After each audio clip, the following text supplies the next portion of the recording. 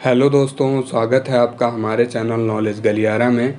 दोस्तों, हाल ही में भारत के लिए अंतरिक्ष से जुड़ी एक बड़ी खबर निकल कर आ रही है।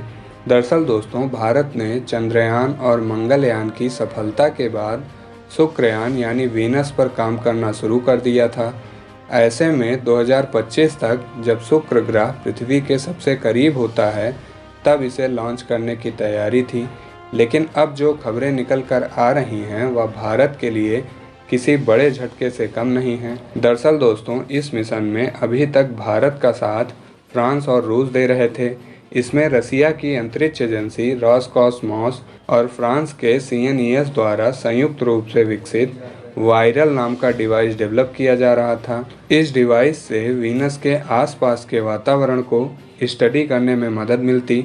लेकिन अब रूस के सरकारी न्यूज एजेंसी टास की खबर के मुताबिक फ्रांस ने इस मिशन से खुद को अलग कर लिया है और इसका कारण रूस यूक्रेन वार को बताया जा रहा है।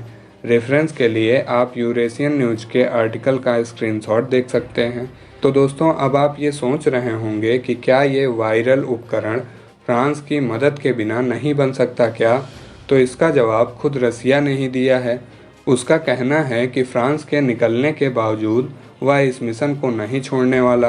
वह इसमें भारत का पूरा साथ देगा, चाहे इस इंस्ट्रूमेंट को बनाने के लिए उसे दुनिया भर के देशों से इसके पार्ट ढूंढ कर लाने पड़े। दोस्तों, आपकी जानकारी के लिए बता दूं कि इस मिशन की सफलता के बाद भारत, रूस, अमेरिका, जापान समेत उन चुनिंदा देशों में शामिल हो जाएगा जिन्होंने धरती के सबसे करीबी ग्रह शुक्र तक अपने अंतरिक्ष यान भेज चुके हैं। दोस्तों, जब से दुनिया भर के वैज्ञानिकों ने अंतरिक्ष पर ध्यान देना शुरू किया है तब से चंद्रमा और मंगल पर विशेष ध्यान दिया जाता रहा है, लेकिन कभी वीनस पर वैज्ञानिकों का ध्यान उतना नहीं गया। इसलिए इस प्लैनेट के बारे में हमें आज भी बहुत कम जानकारी है और ऐसे में भारत चंद्रयान और मंगलयान की सफलता के बाद अब शुक्र ग्रह के रहस्यों से पर्दा उठाने के लिए तैयार है। दोस्तों, जानकारों का मानना है कि कभी इस ग्रह पर जीवन संभव था, लेकिन अभी यहाँ पर लाइफ पॉसिबल नहीं है। ऐसे में सौरमंडल का सबसे नज़दीकी ग्रह होने के कारण यहाँ का तापमान बहुत ज़्यादा है। इसके एटमॉस्फेयर में कार्बन डाइऑक्साइड होने के साथ ही कई मायनों में बहुत जहरीला है। शुक्र ग्रह सल्फ्यूरिक एसिड के बादलों से पूरी तरह घिरा हुआ है और दोस्तों, भारत यहाँ इन्हीं सवालों के जवाब तलाशने का प्रयास करेगा।